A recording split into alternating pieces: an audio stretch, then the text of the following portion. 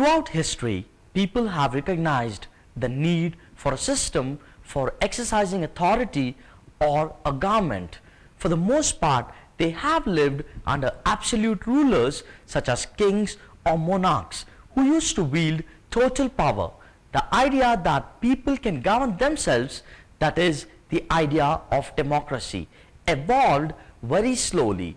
It grew out of the contributions of many people over the course of thousands of years. Let us discuss the main features of democracy point-wise. Democracy means responsible government, wherein the rule is actually in the hands of the people. You have learned in previous modules what were the drawbacks of monarchy and how revolutions in France and England in the 17th and 18th centuries to the recent ones in Libya and Myanmar brought democracy back to life. In Libya, Revolutionary Command Council (RCC) had the absolute power to rule in its hands. All those who tried to object to its policies or wanted to reform it were either imprisoned or killed. The RCC was not answerable to anyone for its actions, whereas in democracy, elected government functionaries are answerable to the government. In democracy, all people are equal. The citizens take part equally in the functioning of the government. Each person has the right to vote, and the elections are held in a free and fair manner.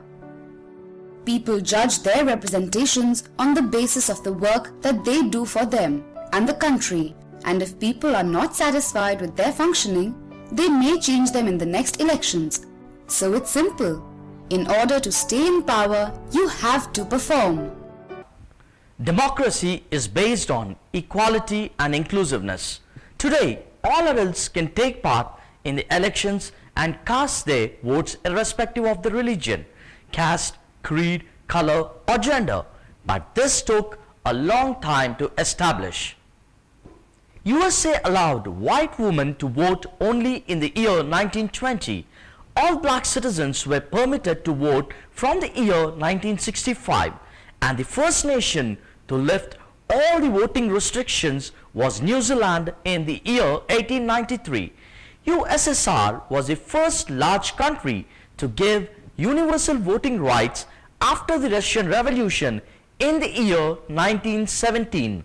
Yet, there are certain countries which do not give equal opportunities for people to vote. In Estonia, people of Russian minority find it hard to vote. In Fiji, the same problem is faced by the Indian Fijians. That is sad, isn't it? Democracy requires active participation of citizens. It means that the common people have a say in making all the governmental policies and also help in implementing them. But this kind of public participation is not easily achieved. You would have seen that in our country also, there are some people who do not understand how important is their vote for the country and do not go for voting. Remember, it is your duty to cast vote once you turn 18 and bring the right kind of people in the government.